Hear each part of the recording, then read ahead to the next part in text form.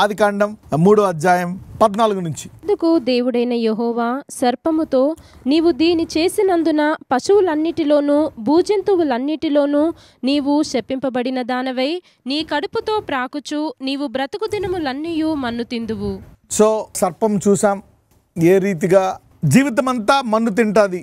ఒక కాలం వస్తుంది, ఆ కాలంలో అది మన్ను తింటుంది. అది 1000 ఏళ్ల పరిపాలన అవ్వచ్చు, లేక సంఘము బాగా మహిమపరచబడిన తర్వాత మరి కాటేసే సర్పము, ఒక విష జంతువులు, ఇవన్నీ కూడా మారిపోవచ్చు. అయితే ఇప్పుడు సంఘం ఆశీర్వదించబడిన తర్వాత ఇలాంటి పరిస్థితులు వస్తాయని మనం చూసాం. మరి ఏది కరెక్ట్ అని తెలుసుకోవాలంటే ఇవన్నీ ఇంటిగ్రేట్ చేయాలి. Timing holy spirit should timely integrate this. అప్పుడు ఇవన్నీ ఆ కాలంలో ఇది ఇలా చెప్పాడా, చూడండి మనం ఎలా తెలుసుకున్నాము, కొరింథీయులకు ఇలా చెప్పాడు, ఎదిగిన సంఘానికి ఇలా చెప్పాడు. అప్పుడు we will see the rhythm of all these verses. So now యాక్చువల్గా ఇది చూస్తే అది ఒక కాలం అనమాట. అంటే సంఘం యొక్క ప్రత్యక్షత వచ్చినప్పుడు, దేవుని కుమారుల యొక్క ప్రత్యక్షత మరి మహిమకరంగా మారినప్పుడు దేవుడు భూమిని ఆశీర్వదిస్తాడు. అప్పుడు కొన్ని వాతావరణాలు మారుతాయి ఈ భూమి మీద. అప్పుడు మరి సింహము గడ్డి తినొచ్చు, ఓకే, మరి అప్పుడు పాము మన్ను తినొచ్చు. అది సంఘము యొక్క మరి ఎత్తబడే ముందు మరి మహిమకరంగా మారినటువంటి కాలం అవ్వచ్చు, లేకపోతే వచ్చిన తర్వాత ఆరంభమయ్యే కాలం అవ్వచ్చు, 1000 ఏళ్ల పరిపాలన అవ్వచ్చు, okay. But anyway this is there. అంటే ఇంకా సర్పము ఇంకా డౌన్ స్టేజ్కి ఎప్పుడు వెళ్తాదు అంటే సంఘము మహిమకరంగా అయినప్పుడు. ఇప్పుడు ఆదికాండం 3:15 చూద్దాం. జెనసిస్ 3:15. మరియు నీకును స్త్రీకిని నీ సంతానమునకును ఆమె సంతానమునకును వైరము కలగజేసేదను. అది నిన్ను తల మీద కొట్టును, నీవు దానిని మడిమ మీద కొట్టుదువని చెప్పెను. ఓకే. మరియు నీకును స్త్రీకిని నీ సంతానమునకును ఆమె సంతానమునకును వైరము కలగజేసేది, అది నిన్ను తల మీద కొట్టును, నీవు దానిని మడిమ మీద కొట్టుదు అని చెప్పాను. అంటే ఇప్పుడు 2 రకాల మీనింగ్స్ ఉంటాయి బైబిల్లో.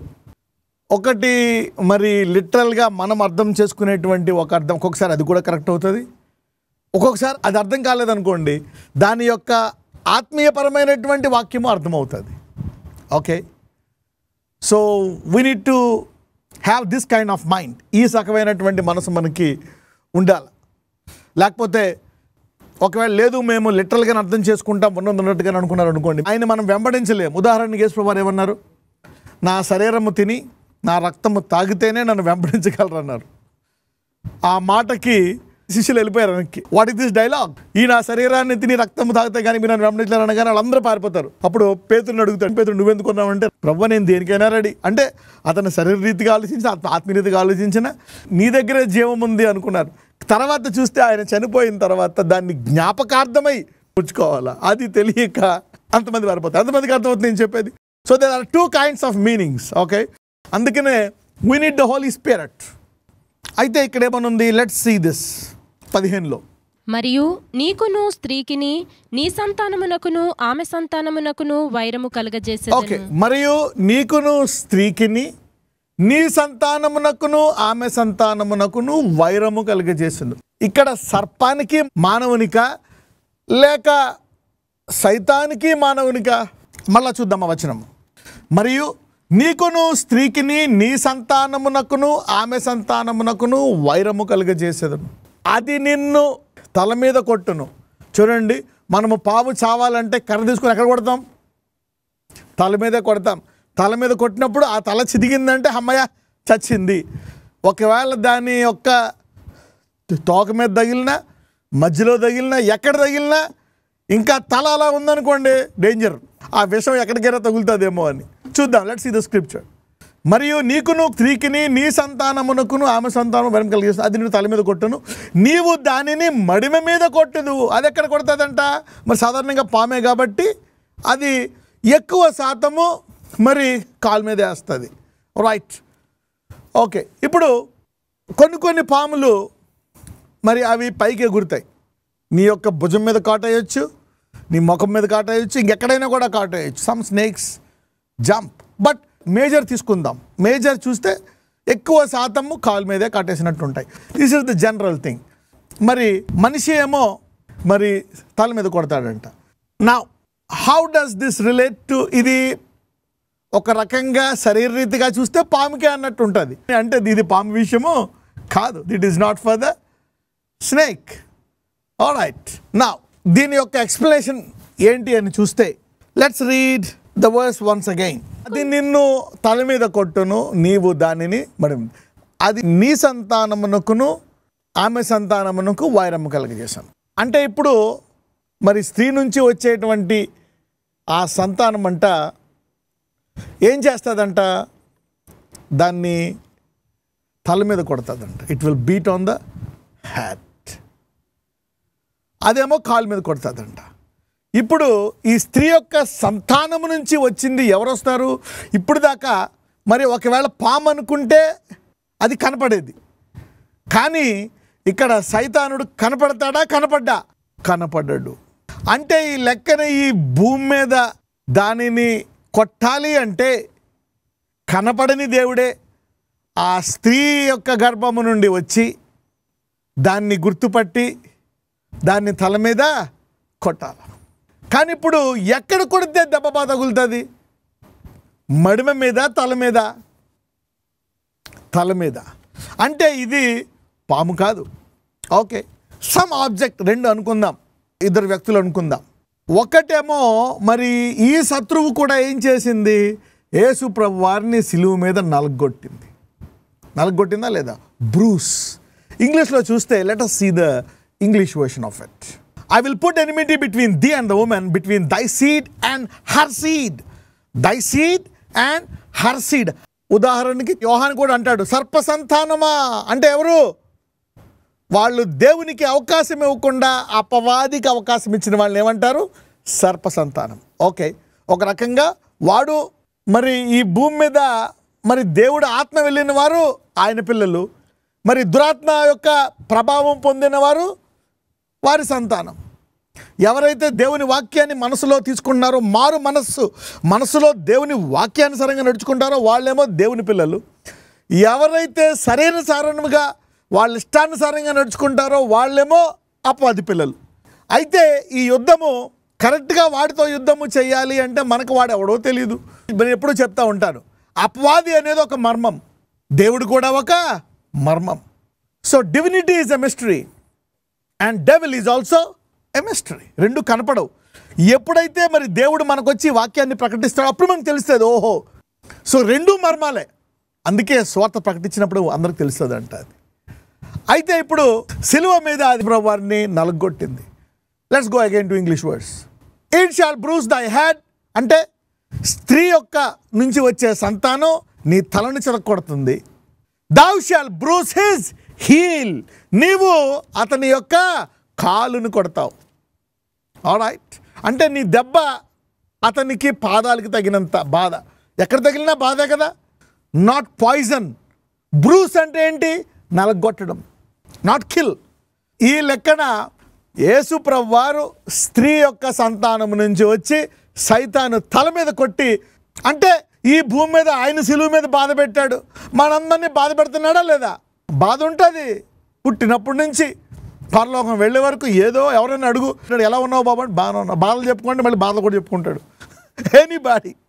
ఓకే, అంటే we will not die but it will be bruised. Okay, కానీ యేసు ప్రభు వారిని అతను సిలువ మీద నలగొట్టాడు. He has bruised him. కానీ చంపగలిగాడా? చంపలేడు. He cannot kill. సో అల్టిమేట్గా it is talking about Jesus and the devil. ఇప్పుడు చెప్పండి, పాముకి మనిషికా లేక యేసు ప్రభు వారికి సైతానుడికి సంబంధించినటువంటి మాట? అవునా కదా? Yes, this is for Jesus and the devil. ఎందుకంటే వాడు కనపడ్డు. ఇప్పుడు ఎవరు కనపడితే ఏదైనా తీసుకొడతాం, వాడు కనపడ్డు కదా. Okay, you cannot see him. చూడండి, Bible has been written as a book of mystery కదా. It's a book of mystery. పరిశుద్ధాత్మ ద్వారా మనము తెలుసుకోవాలి తప్ప మామూలుగా అయితే దాన్ని తెలుసుకోలేము. అసలు ఫస్ట్ ఆఫ్ ఆల్ కరెక్టే, మనం ఒక రకంగా చూసుకుంటే పామును కూడా తల మీద కొడతాం. కానీ అది ఒకవేళ కాలు మీద కాటేసినా ఆ తల మీద కొట్టినంత పని అవుతుంది. చచ్చిపోతారా లేదా? You will die. So for a snake wherever it bites it is death. So this is not for a snake, this is for the devil. ఆయన నలగొట్టబడ్డాడు. కానీ అతని సిలువ మీద దాన్ని తొక్కివేసి he has crushed it. He has crushed the devil. Okay, కానీ ఆయన చనిపోయాడా? అన్నీ ముగిచ్చిన తర్వాత అప్పుడు చనిపోయాడు. Right, you got it. So he was bruised a bit. కొంచెం బాధ అయితే కలిగింది, ఇబ్బంది కలిగింది ఆయనకి. Okay, now let's read verse 14. దేవుడు వ్రాతపూర్వకమైన ఆజ్ఞ వలన మన మీద రుణముగాను మనకు విరోధముగాను నుండిన పత్రమును మేకులతో సిలువకు కొట్టి దాని మీద చేవ్రాతను తుడిచివేసి మనకు అడ్డము లేకుండా ఎత్తివేసి మన అపరాధములన్నిటినీ క్షమించి. రైట్, ఇప్పుడు ఈ అపవాది మన మీద ఎలా యుద్ధం చేస్తాడు? పేతురు, నీలో గర్వం ఉంది, నీలో దుడుకుతనం ఉంది, నీలో పాపం ఉంది, అబద్ధమాడావు, అన్నీ చేసావు, కాబట్టి అపవాదికి నీ మీద అధికారం ఉంటుంది. ఎందుకు? కొన్ని రూల్స్ ప్రకారం నువ్వు రూల్స్ వైలేట్ చేసావు. ఇప్పుడు ట్రాఫిక్ సిగ్నల్స్ ఉన్నాయి, అక్కడ రెడ్ సిగ్నల్ ఉంది, నువ్వు దాటావు, కాబట్టి నీకు ఫైన్ వేస్తారు, నీ బండి సీజ్ చేయొచ్చు. సిగ్నలే లేదు కదా, ఎవరైనా ఫైన్ వేస్తారా? అప్పుడు వచ్చాడనుకో పట్టుకుని ఎందుకు పట్టుకుంటున్నావు అంటారు. No, you have no right. ఒకవేళ కోర్టులో నీకు ఏదైనా వేయాలన్నా కొన్ని రూల్స్ ప్రకారం నువ్వేం వైలేట్ చేసావో చెప్పాలా. ఏ రూలు వైలేట్ చేయలేదనుకో నీకు శిక్షే లేదు. మరి ఇప్పుడు మనం చూసినట్లయితే ఇప్పుడు ఈ భూమి మీద ఉండేటువంటి అపవాది, ఒకవేళ ఈ అపవాదికి అవ్వ ఆదాము ఇష్టం లేదనుకోండి, చంపేయచ్చు కదా. అయితే దీనికి ఒక ప్రోటోకాల్ ఉంది. ఏంటి అంటే రూల్స్ ప్రకారమే వెళ్ళాల. వీడు ప్రధానత్వాన్ని వదిలేశాడు, కానీ రూల్ ప్రకారమే వెళ్తాడు.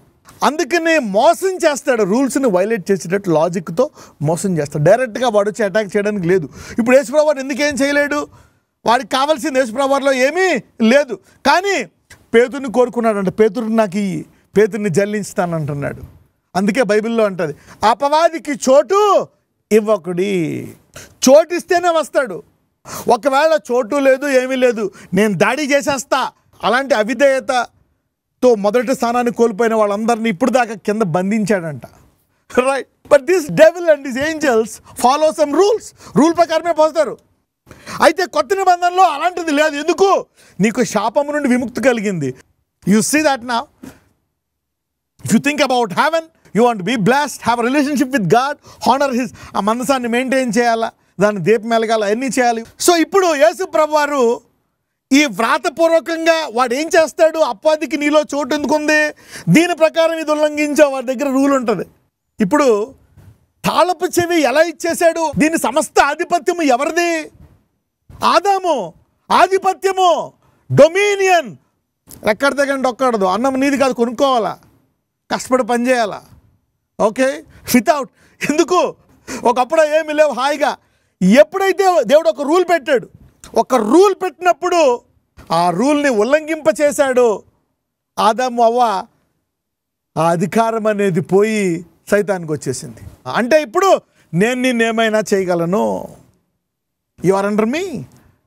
అలా చేయడం వల్ల ఆదాముకి మొట్టమొదటిగా ఏం పోయింది? పడిపోయినప్పుడు they lost the light, they have some glory. వీడికంట తక్కువగా చేసిన ఆ రూల్ వైలేట్ చేసినప్పుడు పోతా ఉంటాయన్నమాట. Every rule they violate, you will go. అప్పుడు ఒక రూల్ ఇచ్చాడు ఏదైనా తోటలో, ఒకే ఒక రూలు. ఏమంటే ఆదాము అవ్వ అంటే దేవుడికి చాలా ఇష్టం అనుకుంటా, వాళ్ళకి ఒకటే ఇచ్చాడు ఆజ్ఞ. ఇజ్రాయేలీలకి ఎన్ని ఇచ్చాడో తెలుసా? 10. ఒకళ్ళు ఎస్, ఒకళ్ళు నో, ఒకళ్ళు ఎస్ అని 10 ఆజ్ఞలు ఇస్తే పాటించగలుగుతారా? Okay, you could not even follow one commandment, they could not follow. He gave them 10. నీ పొరుగు వారిది ఆశించకూడదు అంటాడు. అవునా? ఎవరు చూసినా అది కావాలా, ఇది కావాలా, అది కావాలా, దాని గురించి లోకమంతా దొంగతనం, అవి ఇవి, జీవపడంపం. You see that. So people want it. People are not happy. అందరికీ success, victory, money, riches. Why? They are seeing, they want to grow. చాలామంది ఈరోజు అపార్థం తెలుసుకుంటున్నారు. వీడికి ఒక కోట్ ఉంటుంది అనమాట, నువ్వు వైలేట్ చేస్తేనే వస్తాడు వీడు, లేకపోతే నీ దగ్గరికి రాడు. యేసుప్రభువారు ఏమంటారు? He has nothing in me. అందుకే అపవాదికి చోటు ఇవ్వలేదానికి వస్తాడా? నీకు రాడు. You can put him out of your house all your life. వాడిని జీవితాంతము వాడికి చోటు ఇవ్వకుండా కూడా ఉండొచ్చు. యేసుప్రభువారు ఒకసారైనా చోటు ఇచ్చాడా జీవితంలో? వాడికి ఇవ్వలే. పేతురు ఇచ్చాడు, తోమా ఇచ్చాడు, శిష్యులందరూ ఇచ్చారు. అందరూ పారిపోయారు ఆయన తిట్టుకొని. ఆయన తిట్టమంటే అంటే తిట్టింది ఒకళ్ళే, ఎవరు తను తాను తిట్టుకున్నాడు, ఎవరు? పేతురు. ఓకే, మిగిలిన వాళ్ళు చోటు ఇచ్చారు, పారిపోయారు, భయానికి చోటు ఇచ్చారు. సో వ్రాతపూర్వకమైన వారి మీద ఉన్నాయి గనక ఏం చేశాడంటే ఆయన అపవాది, నువ్వు ఈటలు పెట్టుకునే వీళ్ళందరినీ చేస్తున్నావు కాబట్టి నేనేం చేస్తానో తెలుసా, ఈ వ్రాతపూర్వకమైన కొట్టివేశానని కొట్టేశాడంట. వ్రాతపూర్వకమైన వాటిని కొట్టేస్తే ఎలా పట్టుకోవాలా, అసలు నీ మీద ఏమి నేరం మోపాలా అంటే ఆ శత్రుమోకలను నిరాయుధులుగా చేసేసాడంట సిలువ మీద. అప్పుడు వాడిని తల మీద కొట్టాడా లేదా? తల అంటే రూల్స్, అన్నీ ఎక్కడుంటాయి? In the mind. Is somebody getting something. మనం ఏమనుకుంటాము, కొనుక్కున్నాడు యుద్ధం, ఎస్ జీసస్ డెవిల్ని కొట్టినట్టు ఆడు పడిపోయినట్టు, Jesus can hit him powerful. It's about the rules. అందుకే the gospel of grace is powerful. ఈ వ్రాతపూర్వకం ఏమీ లేవు, nothing in that. There is no rule, so you cannot touch him. కొంచెం గాయపరిచాడు అంటే కాలు మీద కొట్టేటంత గాయపరిచాడు, బాధే. కానీ యేసు ప్రభువు వారు ఏం చేశారు, వాడిని తల మీద కొట్టేశారు. ఇప్పుడు ఆయన ఏం చేశాడు, ఆ అధికారాన్ని తీసుకొని ఆయన సంఘానికి శిరస్సు అయ్యాడు. కొలస్సీలు 1:18. సంఘము అను శరీరమునకు ఆయనే శిరస్సు, ఆయనకు అన్నిటిలో ప్రాముఖ్యము కలుగు నిమిత్తము ఆయన ఆది అయ్యుండి మృతులలో నుండి లేచుటలో ఆది సంభూతుడాయెను. ఇప్పుడు ఆయన సంఘానికి శిరస్సు అయ్యి ఇప్పుడు ఇంకా అపవాది ఉన్నాడా? ఉన్నాడు. ఓకే, మానవుని బాధ పెడుతున్నాడా? బాధ పెడుతున్నాడు. ఎందుకు? ఈ రూల్స్ లేకుండా దాన్ని చేశాను కదా. మీరు నా గురించి ప్రపంచమంతా ప్రకటించేస్తే వాడు నిరాయుధులైపోతాడు, భూమి ఖాళీ చేసి వెళ్ళిపోతాడు. నీ చేతిలో ఉంది అని చెప్పి ఆయన సంఘానికి శిరస్సు అయ్యి అక్కడ కూర్చున్న 2000 సంవత్సరాల నుంచి. ఇప్పుడు ఈ రూల్స్ కొట్టేశాడు. ఈ అపవాది నేనేం చేయకుండా ఉండాలంటే, ఈ సత్యముతో నువ్వు ఎదుగుతూ ఉండాలంటే సువార్త అందాల. So the gospel is the beginning, the gospel. ఇప్పుడు వాడు ఇంకా అంతం అవ్వలేదు అంటే ప్రతి మనిషికి ఏం తెలియాలా? భూమి సముద్రము జలములతో నిండుకొనినట్లు భూమి తన యొక్క జ్ఞానముతో ప్రతి వ్యక్తిలో ఈ జ్ఞానం ఉండాలంట. ఎంతమందికి అర్థమైంది? ఇప్పుడు చెప్పండి, నీ లైఫ్, నీ కెరీర్, నీ సెటిల్మెంట్, సక్సెస్ అదే ముఖ్యమా, సువార్త ముఖ్యమా? నువ్వేం చేసినా దీనికోసమే చేయాలా. నువ్వు చదువుకున్నా, ఉద్యోగం చేసినా, పెళ్లి చేసుకున్నా, పిల్లలు పెంచినా, ఇల్లు కట్టినా ఇదే గురి. అందుకే మొదట రాజ్యం వెతికితే ప్రతిదాన్ని రాజ్యానికి వాడతావు. నా రాజ్యం స్థిరపడడం కోసమే. నేను ఏదో వాణ్ణి నిరపరాధిగా చేసి వెళ్ళిపోయాను, నువ్వు దాన్ని ప్రపంచమంతా చెప్పాలా? ఇప్పుడు చెప్పండి, స్వార్థ ప్రకటించిన ఆప్షనా? సంఘము యొక్క బాధ్యత. He paid a very heavy price to preach this gospel. అందుకే పౌలు అంటాడు, నువ్వు తెలుసుకోవాల్సింది ముఖ్యమైనది ఒకటే, క్రీస్తు నీ కొరకు చనిపోయాడు, తిరిగి లేచాడు. చనిపోయాడంటే ఈ వ్రాతపూర్వకమైన తీశాడు కాబట్టి అపవాది నిన్ను ముట్టుకోవడానికి వెళ్ళలేదు. అందుకంటాడు, there is no condemnation for those who believe in Christ and walk in the Spirit. యేసు క్రీస్తునందుండి ఆత్మానుసారంగా నడుచుకునే వారికి ఏ శిక్షా విధి లేదు. You're getting it now. ఇప్పుడు ఎంతమందికి ప్రపంచమంతా మరి అపవాదిని అంటే ఏ విధమైనటువంటి ఆయుధములు లేనివానిగా చేయాలంటే ఏం ప్రకటించాలా? సువార్త ప్రకటించాలి. అంటే ఇది ఇంకా మనం ఇప్పుడు ఆదికాండం 3:15 2000 సంవత్సరాల నుంచి నెరవేరాల్సిన అవసరం ఉంది. ఇప్పుడు యేసుప్రభు వారు ఆరంభించారు, దాన్ని సంఘము ముగించాలా. ఇట్ ఈస్ ఫినిష్ అని ఆయన ఆరంభించాడు. ఇట్ ఈస్ ఫినిష్, ఇది సమాప్తమైన శిలువ మీద ఆయన ఆరంభించాడు. సంఘము ప్రపంచమంతా దీన్ని ప్రకటించి ముగించాలా. అందుకోసం నీకు వరాలు ఇస్తాడు, ఫలాలు ఇస్తాడు.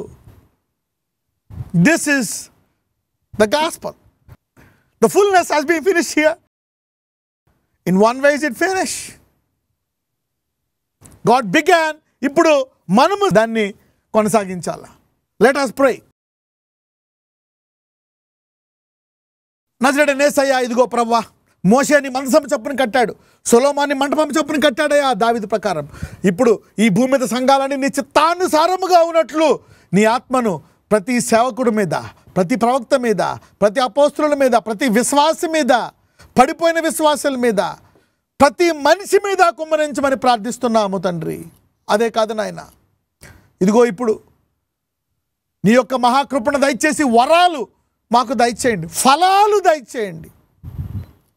ఆత్మ ఫలాలు అనేక కుటుంబాల్లో భార్యాభర్తల మధ్య, పెరిగే పిల్లల మధ్య భూమి అంతా జ్ఞానంతో నిండుకుంటే పురుషుడు ఎలా ఉండాలి, స్త్రీ ఎలా ఉండాలి అనేటువంటి మహిమకరమైనటువంటి జీవితము వారందరికీ దయచేయమని, భూమిని జ్ఞానంతో నిండుకున్నట్లు కనుచూపుతో కాక విశ్వాసముతో నీ చిత్తానుసారమైన జీవితము జీవించే కృప దయచేయమని నా జడ నేసమని ప్రార్థిస్తున్నాము తండ్రి. ఆమెన్.